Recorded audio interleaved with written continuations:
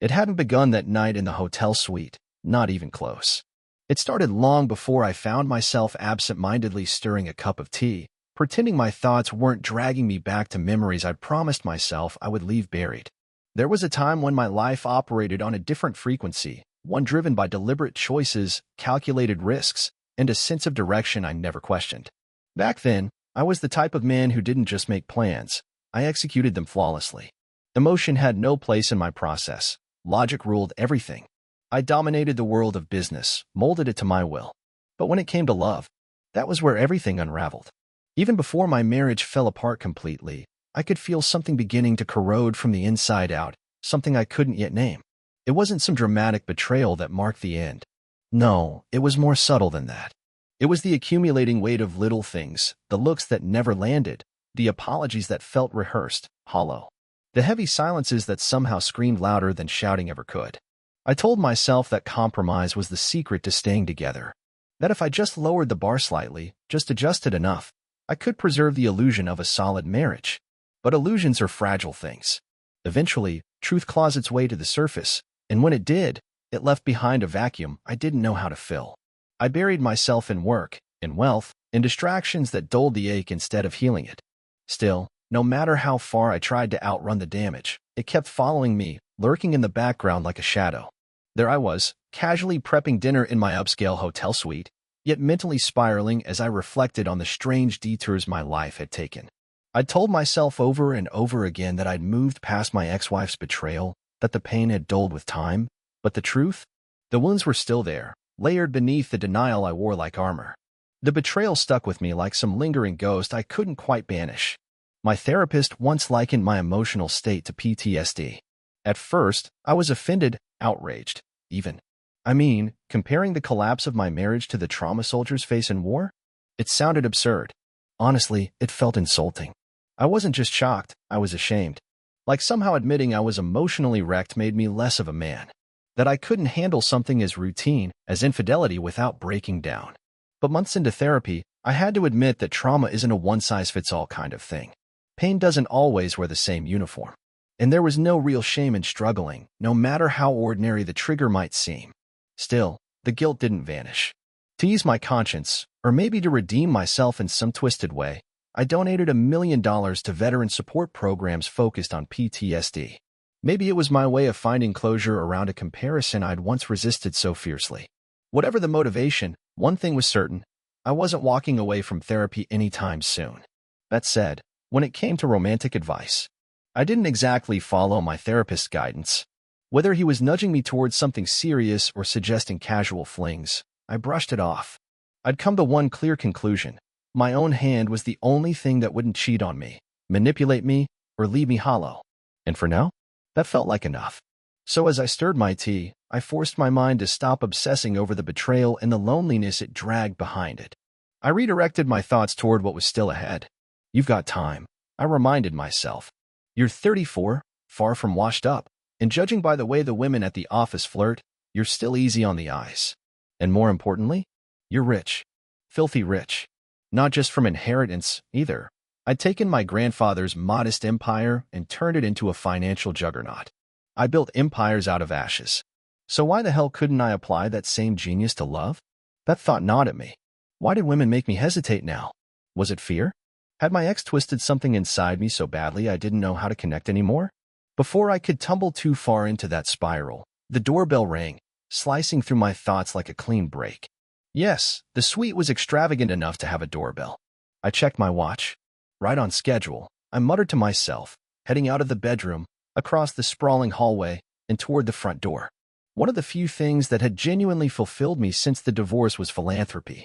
Lately, I'd been backing a Seattle-based nonprofit called Escort to Success, an organization that helped homeless women transition back into the workforce and society.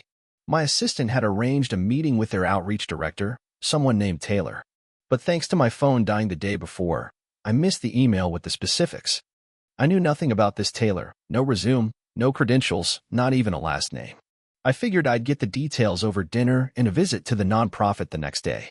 When I opened the door, I froze. Standing there was a woman, drop-dead gorgeous in that dangerous, confident kind of way. I had assumed Taylor would be a guy. Obviously, I'd been wrong. She looked about 30, stood around 5 feet 8 inches without the stilettos, which pushed her well past 6 feet. She had that effortless elegance, the kind that comes naturally to someone who knows exactly how to command attention without looking like she's trying. The tailored dress she wore hugged her curves with surgical precision. She was magnetic. "Are you Brad?" she asked, her voice smooth and intoxicating, like velvet dipped in whiskey. "Logan," I corrected her with a polite smile. "Logan West." I offered my hand, catching the momentary pause before she accepted it. Her handshake was firm but delicate, an interesting mix of authority and poise. "You're with Escort to Success, right?" I asked, wanting to confirm. She gave a small nod. "That's right." "Come on in," I said, stepping aside so she could enter. Taylor walked in, her eyes discreetly scanning the suite. She tried to act unimpressed, but I caught the flicker of admiration she couldn't quite hide. As she commented on the decor, I realized she had a real eye for art, maybe even a background in it. "Can I get you a drink?" I offered as I made my way to the bar. "A vodka martini would be perfect," she replied, still subtly soaking in the space. As I mixed her drink, we exchanged a few standard pleasantries. I even pointed out the panoramic view from the bedroom, easily the suite's most breathtaking feature. She trailed after me without the slightest hesitation, drifting toward the towering window, mesmerized by the glow of the city beneath us. Slowly, with deliberate grace, she began to slip the shawl from her shoulders. I raised a brow, offering a lopsided grin. "Not just yet," I said casually. "Business talks for over dinner, not up here. Let's finish our drinks, then head downstairs." She arched an eyebrow, clearly amused, but didn't push back. We polished off our cocktails in the comfort of the sitting area before heading toward the elevator. "I hope you're good with a farm-to-table spot," I said as we stepped inside. "I'm beyond burned out on overpriced steak and those ridiculous 12-course tasting menus." "Works for me," she replied, her voice carefully neutral as we crossed the polished marble lobby. But as we stepped out into the night air, something caught my attention, a subtle cue, easily missed. She reached slightly toward me, as if expecting me to take her hand. That was odd. Professional dinners, at least in Chicago, were strictly hands-to-yourself affairs. Maybe Seattle had a different rhythm. Or maybe she did. As we approached the entrance, I glanced at the doorman. "Is the limo out front?" I asked. He nodded, gesturing toward a sleek black vehicle parked just beyond the curb. When it pulled up, he opened the door, and I slipped him a crisp 20. His eyes lit up as he thanked me. Tipping generously had become a small habit since the divorce. It was one of the few gestures that still gave me a sense of satisfaction, maybe because it didn't involve emotional risk. The ride was smooth. Taylor and I passed the time with polite banter, jumping between Seattle's political landscape and last night's sports scores. She seemed to appreciate the limo, and when I offered her a drink from the fully stocked bar, she didn't hesitate. When we arrived, the driver quickly exited to open the door. As Taylor stepped out, her long, sculpted legs unfolding from the car, I noticed the slight widening of his eyes. I didn't blame him. "Pick us up in 2 hours," I told him. He gave a nod, tipping his cap as he slid back behind the wheel. As expected, we were escorted to the best table in the restaurant. That wasn't news to me, but the curiosity flickering in Taylor's eyes definitely was, especially when she caught me discreetly slipping the maitre d', a folded $50 bill. She didn't say anything, but the way she watched the interaction told me she noticed more than she let on. Once the wine was poured and appetizers ordered, I leaned in, keeping things casual. "So, how long have you been with Escort to Success?" She smiled warmly. "About 4 years." "And have those 4 years been fulfilling?" The question seemed to catch her off guard. She hesitated, just briefly, then said, "It's fine. Not as satisfying as my old work in the art world, but after that industry collapsed and I got laid off, I had no choice. Bills to pay, and I'm raising 2 little girls solo." Her words hung in the air. She spoke with pride, but I could hear the exhaustion underneath. Before this, she'd worked in the arts, clearly something she'd loved. Now, she was juggling a nonprofit gig and single motherhood, all without a partner in sight. No father figure. Typical. "Do you make more now than you did back then?" I asked, sensing that her shift in careers wasn't entirely voluntary. Another pause. She looked unsure, but finally replied, "Yes," though something in her voice made it sound more like a guess than a fact. I leaned back, observing her. "What kind of fundraising strategies does Escort to Success use?" That's when everything shifted. Her expression tightened, brows drawing together. She looked genuinely confused. Logan, she said slowly, I think there's been a mix-up. I don't think we're having the same conversation. She was just about to explain when her phone buzzed against the table. She grabbed it, glanced at the screen, and her entire demeanor changed. Hold on, she said sharply and answered with brisk, no-nonsense professionalism. But then, almost immediately, her expression changed again, this time to surprise. Holy crap, she muttered. She quickly muted the call and looked straight at me. You didn't, by chance, book an escort named Jenna for tonight, did you? I stared, completely thrown. What? Taylor, what the hell are you talking about? She tilted her head and smirked. That's the first time you've actually called me by name. Funny thing though, my name isn't Taylor. I blinked. It's Jenna, she said, grinning as the truth landed. A playful gleam flashed in her eyes. I'm not with a charity. I'm with an escort agency. I was supposed to meet a guy named Brad in room 2901 tonight. Guess I got the numbers mixed up. I stared at her, still trying to connect the dots. Wait, what? I'm in 2901. And I definitely didn't book anyone named Jenna. She glanced down at her phone again, shaking her head in disbelief before bursting into laughter. Oh my God, she said. It was 1901, not 2901. I really have to work on my handwriting. She turned back to me, still chuckling. Well, since I'm already here, you mind if I stay for dinner? I was still processing the curveball, but after a beat, I laughed too. No problem. Just let me borrow your phone when you're done. I need to make a call. She gave a little nod and returned to her call. I'll call you tomorrow, B, she said softly into the phone before hanging up. When she handed me the phone, she did it with a mischievous smirk. I couldn't help but laugh again. What were the odds? I dialed my philanthropy coordinator. The first 2 calls went to voicemail. She probably didn't recognize the number. On the 3rd try, she finally picked up. Hello, she answered cautiously. Kendra, it's Logan. My phone's dead. I'm calling from someone else's. Did you hear anything from Escort to Success? Yes, she said, sounding relieved. Ethan Price called about 20 minutes ago. Said he was running late and that you weren't in your suite when he got there. Trying not to laugh, I said, call him back and tell him I'll swing by their office tomorrow at 11 instead of 10. We'll skip lunch. Something unexpected came up. Use this number to confirm. Got it, she replied, clearly flustered. I handed the phone back to Jenna. When Kendra calls again, just tell her I'm under the weather. Take the message, I added with a grin. Jenna laughed, amused. All right, Joker. Sure enough, a few minutes later the phone buzzed. She picked it up and, slipping effortlessly into a sultry voice, answered like a seasoned pro. Once she hung up, we both broke into laughter, trying and failing to finish our appetizers before the entrees arrived. Now that the awkward misunderstanding had been cleared up, the tension between us completely dissolved. Everything suddenly felt lighter.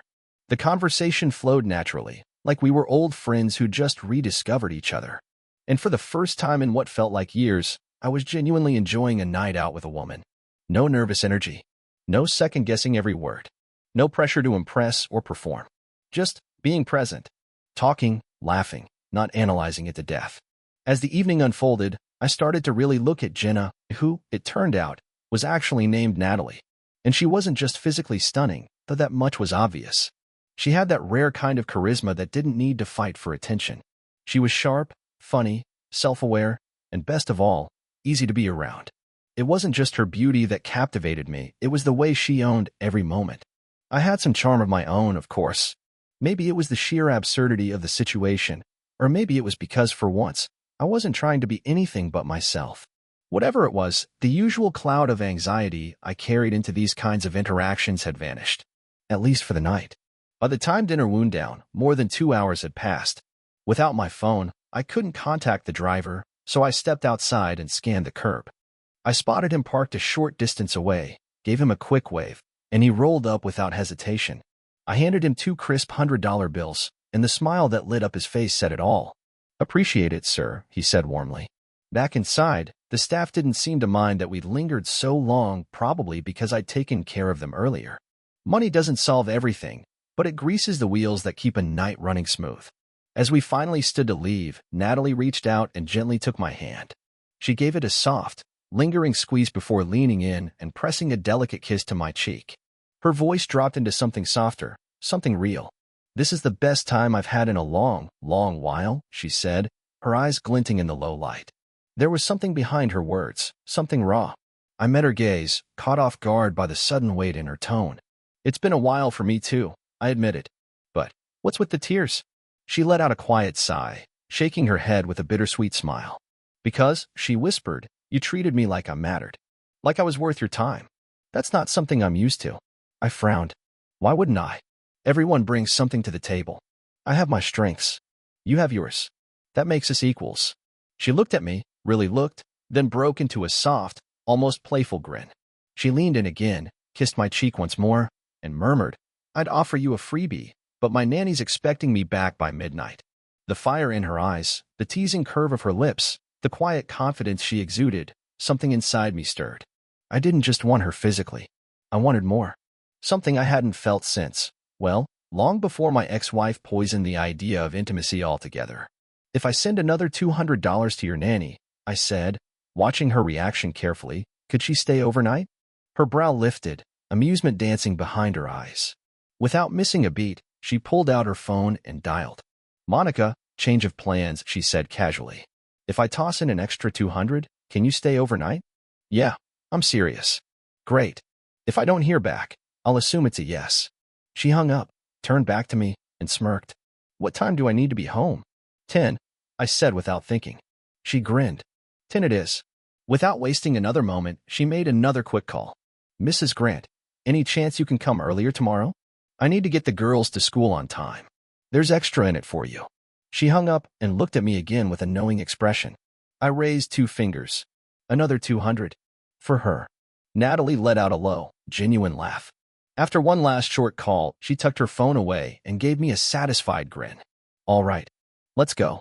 Back in the limo, she leaned in, her tone turning velvet smooth. I haven't given anyone a freebie in years, she said, voice low and deliberate.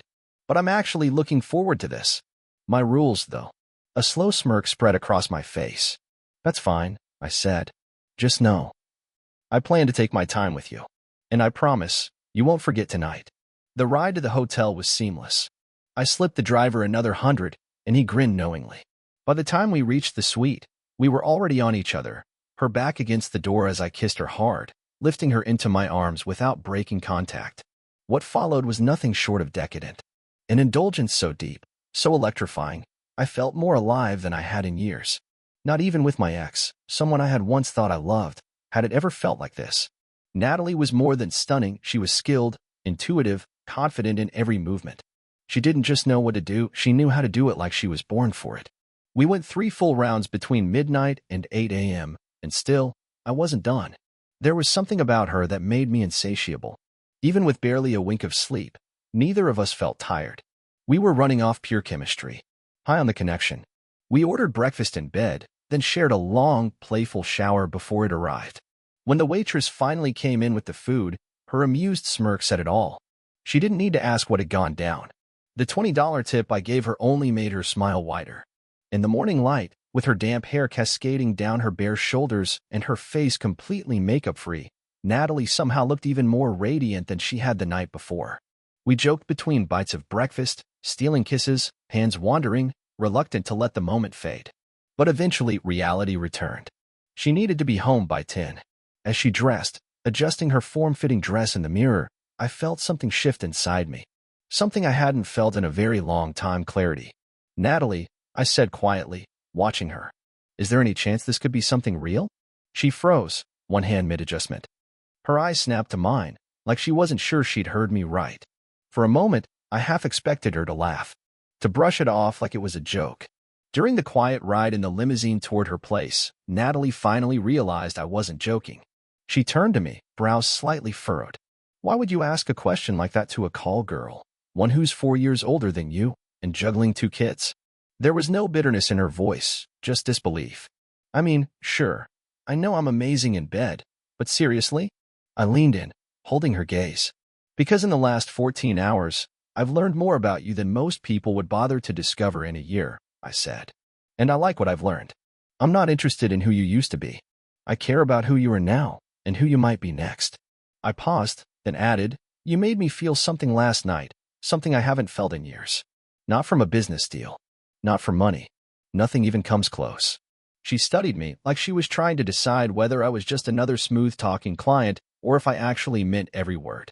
I didn't flinch. I've got an idea, I continued. It's not fully baked, but I know where it starts. Her expression stayed guarded, but I pressed on.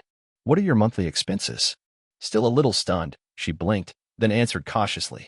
Around $6,500. Okay, I said, pulling out my checkbook. Let's try something different. Take the next month off. No clients. No pressure. Just real time for us. I'll write you a check for $13,000. Double what you need. Not to buy anything, just to give you room to breathe. I looked her in the eye. During that time, we'll go on real dates. I'll meet your girls. We'll see if there's something here, something honest. No expectations, no obligations. Just the chance to find out. She stared at me, her expression unreadable. You're not playing, are you? She asked quietly. As serious as it gets, I said. She didn't respond immediately. For a long second, she just looked at me. Then her eyes flicked to the checkbook in my hand. A month, she murmured, almost to herself. What I have to lose? After a moment's hesitation, she reached into her purse, pulled out her phone, and pressed a number. Hey Lexi, it's Jenna. Yeah, I know. Listen, can you find someone to take over my shifts this week? And tell Tyler I'm off the schedule for the next 31 days. I'm taking a sabbatical. If he has a problem with it, remind him I have options. She paused to hear the response, then nodded. Perfect. Just confirm before noon. Thanks. She ended the call and turned to me. I smirked. You know, I said, I still don't even know your last name. Natalie Hayes, she replied, smiling. I scribbled out the check and handed it over.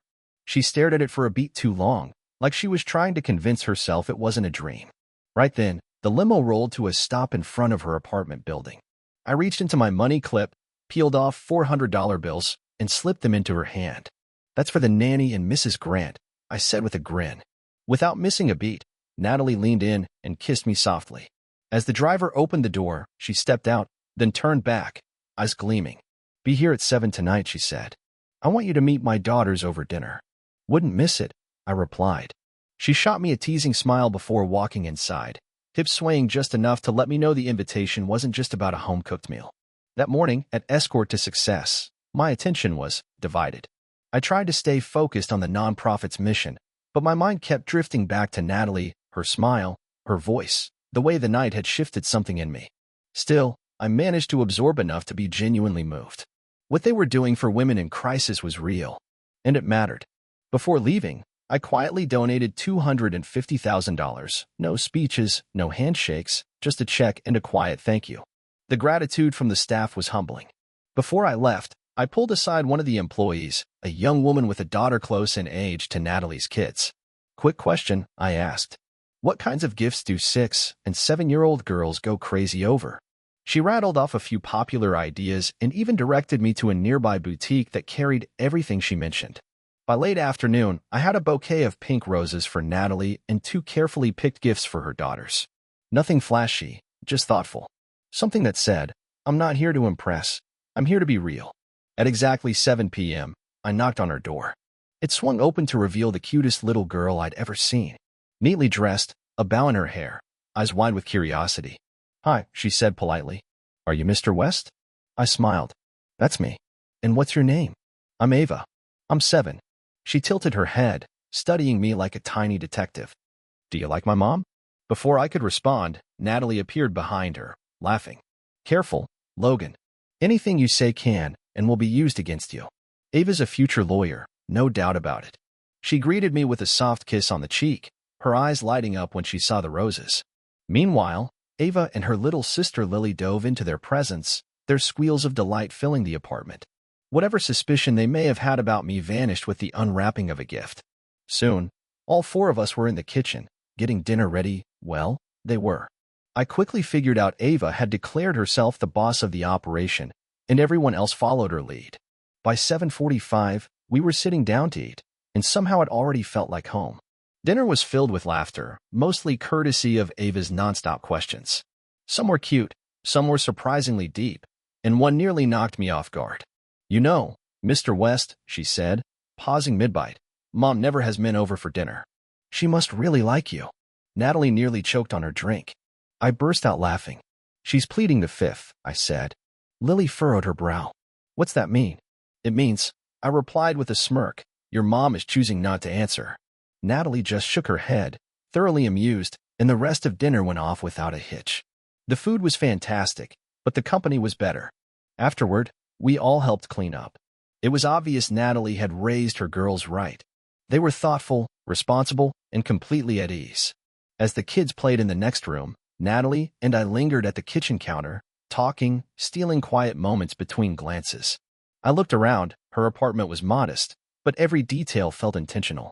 It was warm, inviting, a reflection of someone who took pride in making things work with what they had. Natalie definitely had an eye for aesthetics. That much was obvious, from the colors she chose to the thoughtful little touches scattered throughout the apartment. A trace of her former life in the art world still lingered in everything she curated. Eventually, it was bedtime. Natalie sent the girls off to get into their pajamas, and a few minutes later, they returned clean, cozy, and clutching their favorite bedtime books. Lily lingered, holding one tightly to her chest. It was Dragon's Love Tacos. Her voice was barely louder than a whisper. "Will you read to me in my room?" Natalie stepped in before I could answer. "Sweetheart, Logan and I were just about to have an adult conversation. He probably—" "I'd love to," I cut in, giving Lily a warm smile before glancing over at Natalie. I caught the quick flash of surprise in her eyes, followed by something softer. Approval. Ava tugged at her mother's sleeve. "Will you tuck me in then?" Natalie smiled and nodded, leading her daughter down the hall while I followed Lily into her room. The book was hilarious, pure chaos and tacos, but what made it unforgettable was Lily's commentary. She'd clearly read it 100 times and wasn't shy about correcting me any time I misread a word or missed a joke. She had the whole thing memorized and wasn't about to let me wing it. When we reached the last page, I leaned down and kissed her forehead. "Good night, Lily." Just as I turned to switch off the light, her voice stopped me again. "Are you coming back, Mr. West?" I laughed gently. "You can count on it, sweetheart." Back in the living room, Natalie was waiting with 2 glasses of wine. She handed me one with an exaggerated sigh. "Hope you weren't overwhelmed." I took a sip and shook my head. "Not even close." Honestly, I was honored. I've always wanted kids. My ex and I never got that far, thank God. Her expression softened. "They're my whole world." We sat in a comfortable silence, sipping quietly. I complimented her on dinner, her decor, her home, the warmth of it all. Then I set my glass down and met her eyes. "All right," I said. "Let's map out the next few days. I've only got until the day after tomorrow before I have to head back to Chicago." She swirled her wine, thoughtful. "Aside from my daily 90-minute gym ritual, which I don't skip for anyone, and dropping off and picking up the girls, I want to spend as much time with you as I can." Her voice was steady, but the curiosity in her gaze gave her away. "I need to see if you're serious about this. About us. If there's even a chance this could actually work." I could feel the weight behind her words. "And honestly," she added, "I'm wondering why a billionaire, who could have anyone, would want someone like me. How would your family or friends even react?" I shrugged. "I don't care what anyone else thinks." We spent the next 2 hours making plans, filling in the details, sketching out schedules, seeing where things lined up. She kept the tone light, playful even, elbowing me whenever my focus wandered. "Eyes up here," she teased. "Stop staring at my chest." A few minutes later, she caught me again. "Now you're checking out my thighs." "Honestly, Logan." I grinned, unashamed. "You're distracting. I can't help it." By 10:45, we'd locked in our plans. As I stood up to leave, Natalie grabbed the front of my tie and pulled me in for a long, slow kiss. Her lips hovered near mine as she whispered, "I'd ask you to stay, but I have one hard rule. I don't bring men home while my daughters are here. Not unless it's something real." I brushed a strand of hair behind her ear, nodding. "I respect that." And I meant what I said. This month, it's not about sex. Though if the opportunity presents itself, I trailed off with a grin. "I won't exactly object." Her smile turned knowing. "See you tomorrow at 10. Don't forget, we've got a gym date." She kissed me again, slower this time, then finally let me go. I stepped into the waiting limo, already counting the hours until I'd see her again. The next morning, I showed up at her place at 9:35 on the dot. She opened the door dressed in a sleek, jet black workout set that made me momentarily forget how to speak. Somehow, she looked even more incredible than the night before. She had the small bag in my hand. "You actually brought gym clothes?" I smirked. "You think I came unprepared?" Nodding toward the curb, she added, "Tell your driver he's off duty today. I'm in charge of transportation." I did as I was told, then climbed into the passenger seat of her Prius. As I buckled in, I looked over and grinned. So eco-conscious, huh? I've got 2 daughters, she said simply. I want to leave them a world worth living in. When we arrived at her gym, a man and a woman were behind the front desk. The moment they spotted Natalie, both of their faces lit up. Hey, stranger, the woman said cheerfully.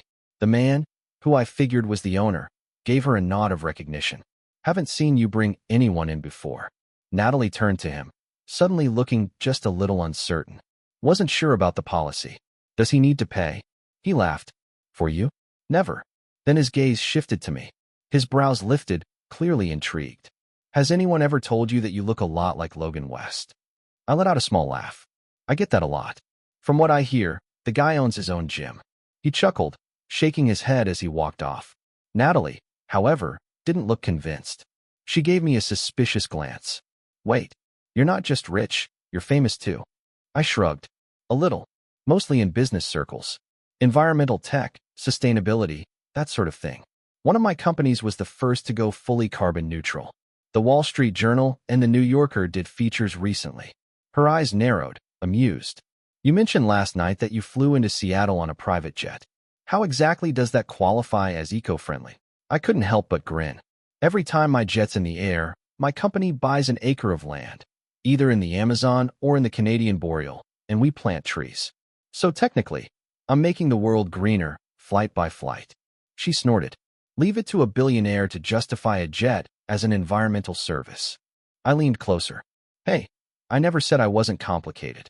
Her features softened, a flicker of admiration passing through her eyes before she leaned in and kissed my cheek.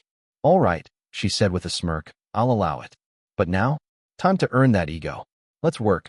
Over the next 90 minutes, I discovered 3 important things. First, Natalie didn't just like fitness. She was a machine. Her discipline, her strength, the way she moved through each set with focused intensity, it all screamed years of commitment. It wasn't just habit. It was survival. And it showed. Her body looked like it had been sculpted by a master artist. And in motion, she was breathtaking. Second, she was even sexier when she was sweating. And third, I wasn't the only one who thought so. Just about every man in that gym threw glances her way. Some tried for a casual chat. Others just stared openly. She ignored them all. One guy in particular strutted over with a too familiar grin. Hey, Natalie. Long time. Want to grab a smoothie when you're done? Without slowing her reps, she answered coolly. Can't. I've got to finish training and get to work. She didn't even spare him a glance. I smirked to myself. Natalie may have stumbled into my life by accident, but I had zero plans to let her fade back out. By the end of the workout, I was wiped, but proud I'd managed to keep up. As we walked toward her car, I glanced at her, wiping sweat from my brow. We're not showering here. Natalie grinned. Nope. I don't like their rules. I raised an eyebrow. What rules? She looked at me, totally deadpan. No sex in the showers. She wasn't joking. Back at her place, the second we stepped under the warm water, every sore muscle in my body suddenly didn't matter. Her hands, her mouth, her presence, it was all I could think about. Whatever energy I thought I didn't have, she pulled it out of me. What followed wasn't just incredible, it was the best sex of my life. No competition. Later that afternoon, we got tested together, STDs. Her idea, and I respected the hell out of it. Afterward, we spent the rest of the day exploring Seattle like 2 teenagers in love. We wandered Pike Place, rode the ferry, stopped by the Space Needle, and finally found ourselves at a quiet park, overlooking the water as the sun began to drop. That's when she stopped walking and turned to face me. Her expression had shifted, serious, focused. There's something I need to tell you, she said quietly.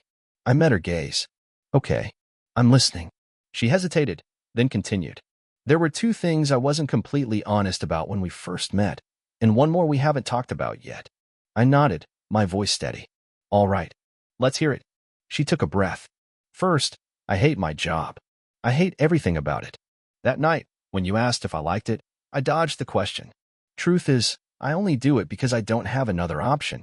Her voice was tight but steady. That actually makes a lot of sense, I said. She looked surprised by my calm reaction, but pressed on. Second, I wasn't totally upfront about what happened in the art world. I didn't just lose my job when the market crashed. She swallowed. I was accused of stealing from the gallery I worked at. I didn't say anything. I waited. I didn't do it, she said firmly. But they fired me anyway. I had to drain my savings and rack up debt to hire a lawyer.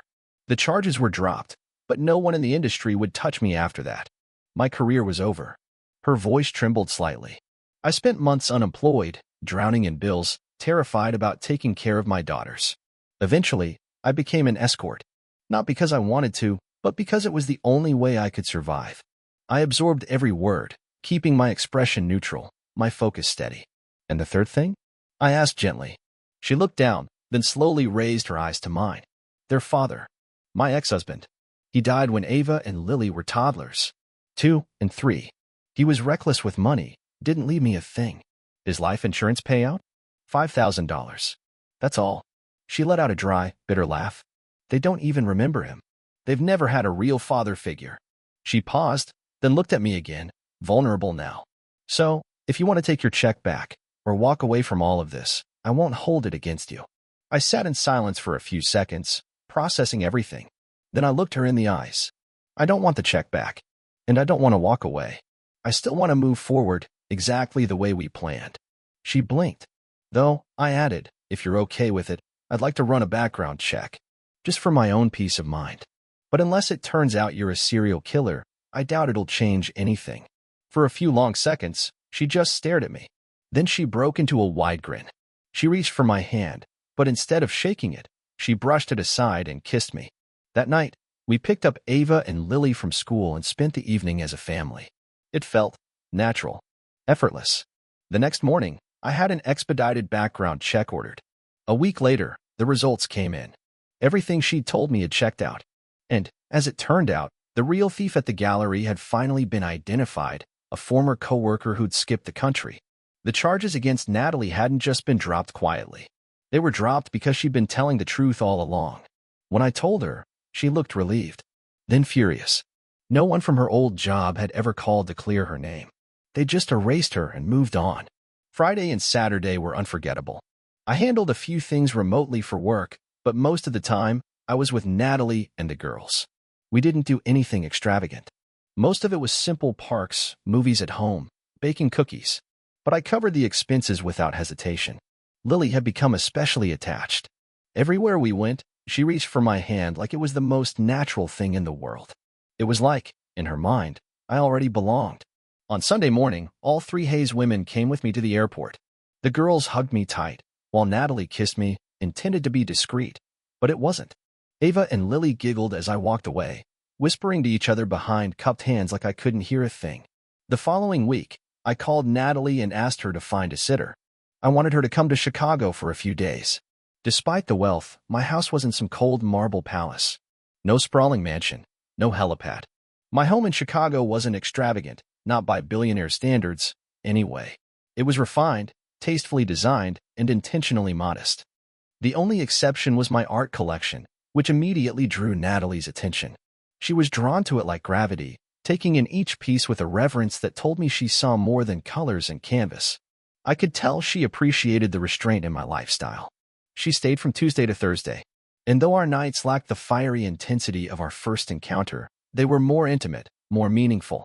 There was something deeper in the way she touched me now. It wasn't just heat, it was connection. While I worked, I made sure she had a driver and full access to Chicago's best galleries and exhibits. I even pulled a few strings to get her into private showings, collections not open to the public. Her joy, her passion for the art world, it lit her up in a way that made the effort more than worth it. The following week, during a late-night call, I floated an idea. Why don't you bring Ava and Lily to Chicago for a visit? She hesitated. They've got school, Logan. It's not that easy. Their principal doesn't allow unexcused absences. It could reflect badly on them, and on me. I chuckled. Natalie, the saying money can't buy happiness is completely true, but it can buy almost everything else, including permission slips. Give me the director's name and number. After a pause and some visible reluctance, she gave it to me. One call later, the girls' absences were officially excused. Their assignments were sent home in advance. In exchange, the school received a brand new, state-of-the-art audio-visual system. Everybody won. Ava and Lily adored Chicago. They were captivated by the energy, the towering buildings, the museums, the lake. It was nonstop laughter, wide-eyed wonder, and joy. Even though Natalie and I kept up the charade of sleeping in separate rooms and dialed down the physical side of our relationship with the girls around, I wouldn't have changed a single thing. Saturday marked a milestone. I asked Natalie to meet my family. She was hesitant, understandably. It meant introducing her and the girls to my socially polished parents, my younger brother and his wife, my favorite cousin and her husband, and their children. Not exactly a low-stakes gathering. But if Natalie and her daughters were going to be part of my life, they needed to meet the people already in it. To help her feel confident, I gifted her an outfit, elegant, refined, with just enough edge to make a statement. As for the girls, we let them pick out their own dresses. Predictably, they ignored every suggestion we made and chose what they liked best. We didn't argue. Natalie was effortlessly charming. Ava was insatiably curious, peppering everyone with questions. And Lily, quiet but perceptive, observed everything with those big, thoughtful eyes. Overall, the night went far better than expected. The only awkwardness came from my brother's wife and cousin teasing their husbands, light-hearted jabs about how much attention they were paying Natalie. But even that faded quickly. On Sunday, we headed to my parents' country club. I wasn't a member myself and never cared for that scene, but the girls had begged to swim in the heated pool. Natalie wore a modest, dark one-piece swimsuit. And thank God she did. Had she gone with anything more revealing, at least two of the older gentlemen lounging nearby might have suffered heart attacks. Everything was going perfectly, until trouble arrived. My ex-wife, Rachel, strolled in with her parents. She was the textbook girl next door, bubbly, sweet, a picture of effortless charm. The kind of woman who made everyone feel at ease. But beneath that polished smile was a woman who had gutted me in the worst way possible. Her parents and mine had never understood why our marriage had ended. Thanks to the mutual infidelity clause in our prenup, the details remained sealed. Rachel never confessed, and I never saw the point in exposing her. When people asked why we split, my answer was always the same. Ask Rachel. Because of that, my family never truly accepted my decision. Some even quietly hoped we'd reconnect. I'd recently heard, through mutual acquaintances and even my father, that Rachel had been talking about getting back together. I ignored it. Every time. But seeing my parents greet her like nothing had ever happened, that burned. I kept my distance, choosing instead to focus on the two little girls who demanded my full attention. Ava and Lily kept calling out for me to watch as they dove, raced, and retrieved pool toys. Natalie swam graceful laps in the background, while I stayed parked on a shaded lounge chair, enjoying the rare moment of peace. It didn't last. Logan. The voice hit like a needle to the eardrum. Bright, chirpy, and painfully familiar. I looked up slowly. Rachel was suddenly beside me, practically vibrating with excitement. What do you want, Rachel? I asked flatly, not even trying to hide my disinterest. She gave me a dramatic pout. Don't be like that, Logan. I told you I was sorry. I raised an eyebrow. Did you? When was that exactly? She huffed. In all those letters I sent you. Since you never answered my calls, my lawyer hand-delivered them to yours. I smirked. Didn't read them. Had them recycled. I figured you wouldn't want to add to landfill waste. Her mouth dropped open. Wait, what? I didn't bother repeating myself. She shifted tactics, launching into a rambling monologue. Her voice turned whiny. You made such a huge deal out of nothing. I was halfway through crafting a savage response when my saving grace arrived. Natalie and the girls walked up, each could balancing an ice cream cone while Natalie carried two bright, umbrella-topped cocktails. Perfect timing. I turned away from Rachel mid-sentence and stood to greet them. Natalie, thank God you're here. I want you to meet someone who's just leaving, I said coolly, gesturing toward Rachel with a kind of polite dismissal that was far more insulting than any harsh words could have been. Natalie, this is my ex-wife, Rachel. Rachel's eyes flicked to Natalie, and the transformation was immediate. Her easy smile faltered as she took in the sight before her. Even in a simple one-piece, Natalie was, without question, the most stunning woman at the pool, possibly in the entire state. Rachel's breath caught. Is this your new girlfriend? She asked, her voice strained. I grinned. No, my fiancée. Her expression crumpled so fast it was almost cinematic. And before I could properly enjoy the moment, she spun on her heel and burst into tears, running off in a dramatic exit worthy of daytime TV. Without a word, Natalie handed me one of the umbrella-clad cocktails she knew I hated and sat beside me. Her face gave away nothing. We sat in silence for a full minute. Then, In a tone so flat it made my blood run cold, she said, I don't recall you proposing, or me accepting, or, a ring. Suddenly, I felt like an idiot. Natalie, look, I panicked. I stammered.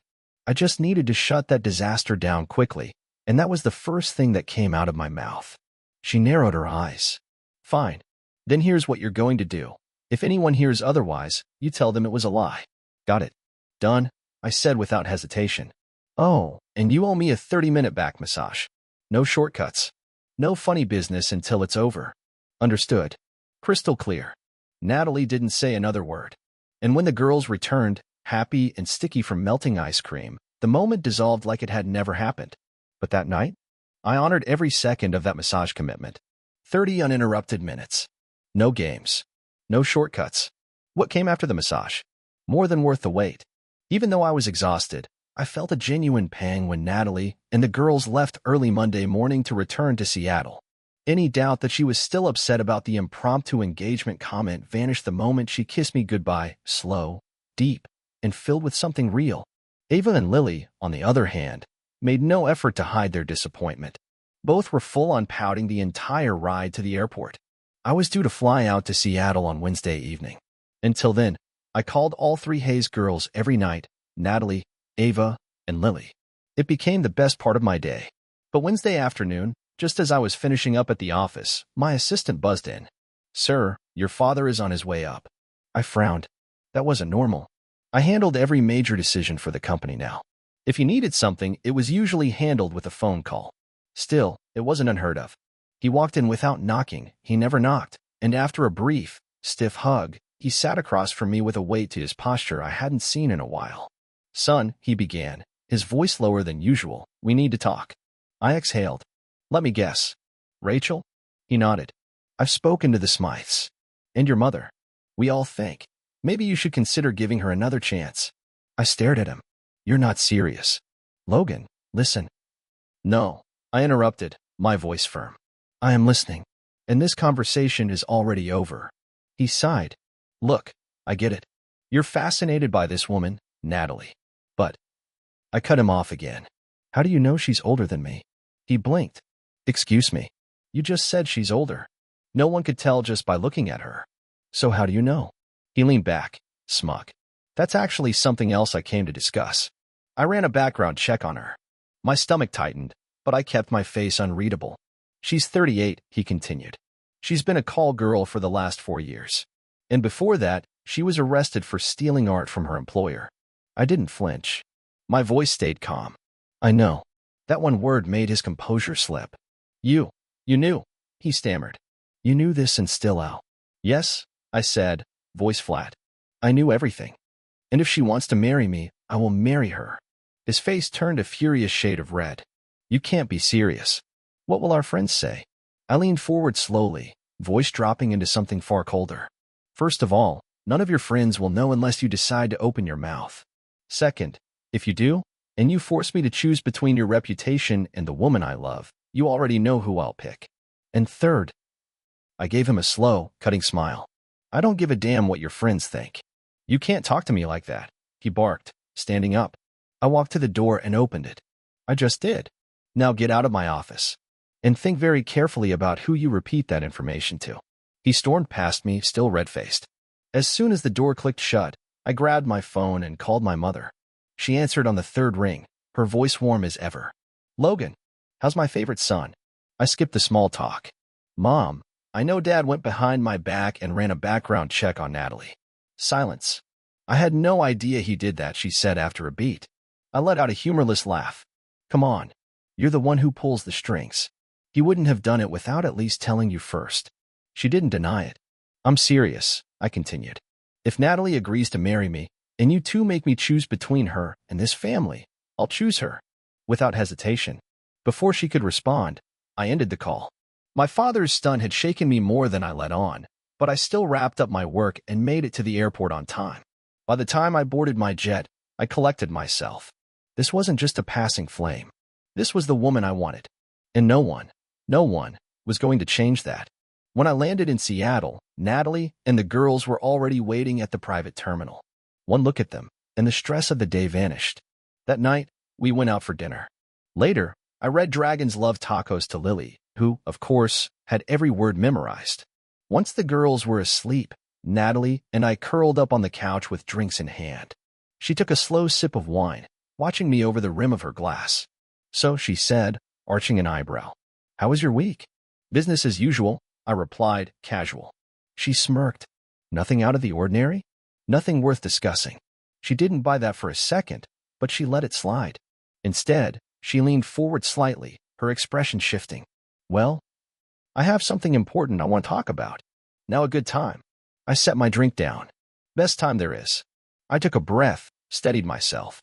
"Natalie, anyone can see you're the most stunning woman I've ever met. But what really floors me is your strength, your mind, and the way you've raised two of the most incredible girls I've ever known. No matter what life's thrown at you, you've never stopped holding your head high," I said softly. "And I admire that more than I can even begin to explain." Natalie met my eyes, her emerald gaze unreadable. Still, watching, measuring. I swallowed hard. "What I'm trying to say is, I'm completely in love with you. I want to marry you. I just don't know how you'll respond." A slow smile pulled at her lips. "Interesting," she murmured. Then, setting her wine down, she leaned back in her chair. "Before we get into that conversation, I should probably tell you about a phone call I got a couple hours ago." A ripple of unease stirred in my gut. "A phone call?" She nodded. "From your father." My jaw tightened. My posture stiffened. "He offered me $3 million to walk away from you," she said matter-of-factly, as if she were commenting on the weather. I froze. She continued, voice calm and detached. "He told me that someone like me would never belong in your world. That if you actually convinced me to marry you, you'd be cut off." She took another sip of her wine, completely unbothered. "So, how does that affect the conversation we were having?" I could feel the heat under my skin, something deeper than fury, more personal than the betrayal I'd felt with Rachel. But I forced myself to breathe, to stay still. I met her gaze. "I understand why $3 million tax-free dollars would tempt anyone. That kind of money could set your girls up for life. But I also know you, Natalie. And money doesn't drive you. You do what's necessary for your daughters, for survival, and that's exactly why I respect you so much." She tilted her head slightly, but said nothing. I pressed on. "As for my father's threat to disown me, if he follows through, that's on him. It won't change a damn thing about how I feel about you." I exhaled, watching her closely. "So, does any of that change your answer?"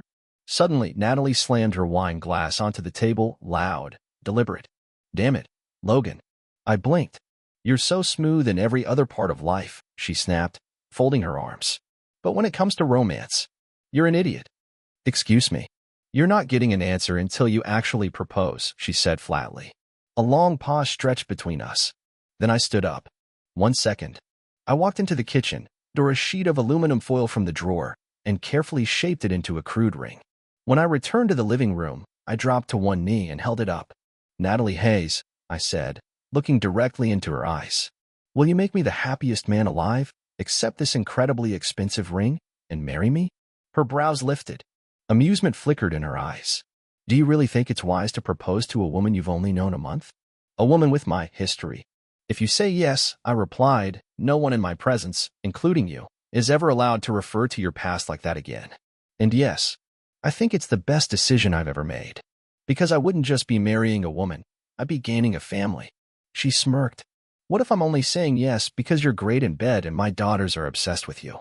I'll take you for any reason." She tilted her head. "And what would I even do in Chicago? Other than raise my girls and, fulfill your every fantasy?" "You can do anything you want," I said simply. "I'll buy you a gallery, get you a job at a museum, fund a program, whatever brings you joy." She tapped her chin. "Will there be a prenup?" "Yes. Mutual infidelity clause. But I promise it'll be fair." I hesitated for a breath. "And once we're married, I want to adopt Ava and Lily. If they'll let me. I want to be their legal father. I'd set aside a $250,000 trust for each of them, strictly for their education. With you as the sole trustee." For a moment, something shifted in her expression, something soft, deep, unguarded. Then she stood, took my hand, and pulled me to my feet. With a wicked grin, she plucked the foil ring from my fingers. "Put this priceless symbol of commitment on my finger," she whispered.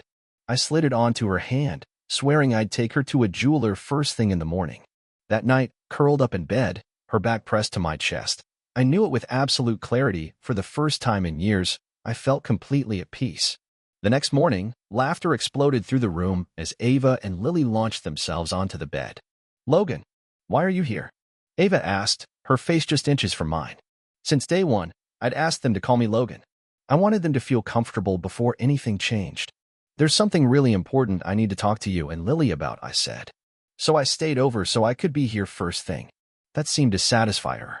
Beside me, Natalie stretched, then gave the girls a knowing smile. "Go eat breakfast, you two. We'll be out soon." Once they scampered off, I turned to her. "So, you meant it?" I asked. "You're actually going to marry me?" Instead of answering, she raised her left hand and wiggled her fingers, the foil ring catching the morning light. I took a deep breath. "With your blessing."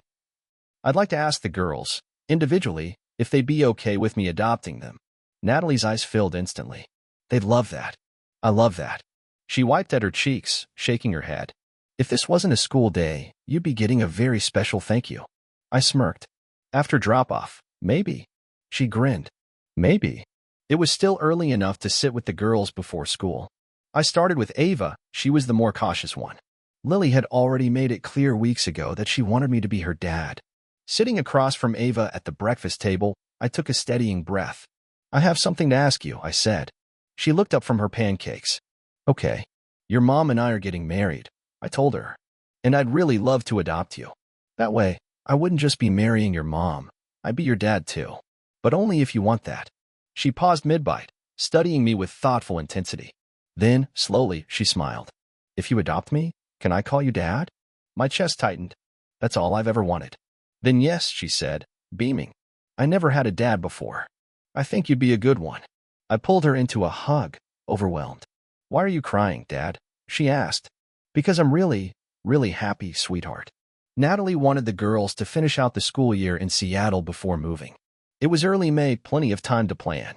Since we were getting married in Chicago, the move would happen right after the ceremony. For weeks, I split my time between both cities, managing work, wedding prep, and as much time with my new family as possible. Ava and Lily? They were thrilled. The second they were named Flower Girls, they lit up like Taylorma's morning. "Whatever you want for the wedding," I told Natalie, "just say the word." "What's the budget?" she asked. "$500,000. Her eyes widened. "That's ridiculous. Cap it at 100. The rest goes to charity as our wedding gift. And no gifts from guests. Let's list 3 charities on the invitations." I sat back, stunned. I didn't think it was possible, but I fell even harder for her in that moment. We set the date for 2 weeks after the school year ended. Then I sent an email to my parents. No call. No fanfare. Just an email. "Natalie and I are getting married in June. If you'd like to attend, please confirm at least 10 days in advance." However, Dad must apologize to both Natalie and me for his disgraceful phone call. If not, we'll keep all future communication strictly business. The next day, they RSVP'd. So did Natalie's parents. She'd been estranged from them for years, ever since they found out how she'd supported her daughters. But the moment they heard she was marrying a billionaire, suddenly their moral outrage evaporated. On our wedding day, Natalie was, without question, the most breathtaking bride I'd ever seen. Ava and Lily? The most adorable flower girls alive. The honeymoon in Aruba? Let's just say, 10 years later, it still makes me shiver. Our son was conceived there. Our daughter came 2 years later during a trip to New Zealand. Today, Ava and Lily are 16 and 17. Smart, grounded, fiercely independent. They've already been accepted into top universities, and I know they'll go on to do incredible things. And Natalie? It's been a decade since she walked into the wrong hotel room, thinking I was someone else.